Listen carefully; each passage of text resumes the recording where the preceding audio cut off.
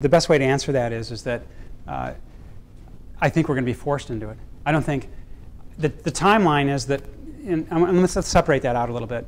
The best way to answer that is that in a couple different ways. We all have our own little microcosms of life, and that's the biggest problem that we have, is that almost anybody that I'm talking to or discussing this with, most of the people in the world have no real idea that this is going on. You have to go to those specific areas to see this, and you have to essentially have to go to Malaysia and see the destruction. You have to go to the rainforest and see that, because it's being suppressed, and that's really the message I wanted to get across, is that number one is that we don't have time, and number two is it's being mismanaged and suppressed, and that's why we're not hearing about it. I kind of consider our society as sort of like slap in the face society, which is where you have to get slapped in the face, before you really realize something's happening, right?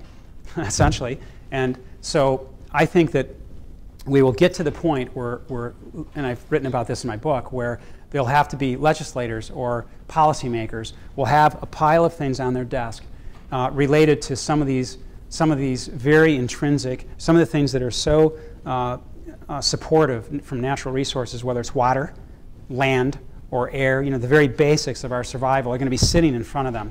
In the drought-ridden areas, they're going to be sitting there, for instance, in California. It's already on their desk right now. They just haven't put it together quite right, and they have numerous other influences that we've talked about affecting them. So I don't have a timeline. Let's answer that a little differently too. It's necessary. It's a mandatory for everybody to eat this way. It's not my opinion.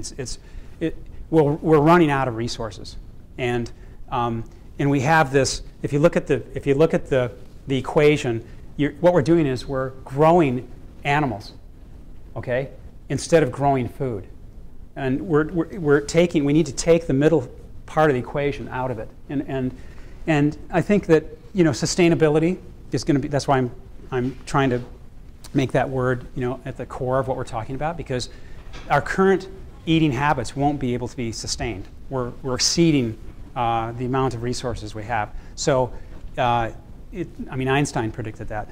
If you look at what he said, I think about the survival of the human race, it's eventually it's going to have to evolve into vegetarianism. So I don't have a timeline myself, because it's just going to have to happen, and it's much beyond just an animal rights issue. It's about a sustainability issue. Does that help a little bit? Yeah. And sooner or later, those legislators will see it, and they'll have to say, well, where's all of our water going? And they'll have privy to this. I'll throw my book at them, one of these days, and they'll see it, and then pretty soon they'll have to start making policy changes. It's just a pretty large political issue right now.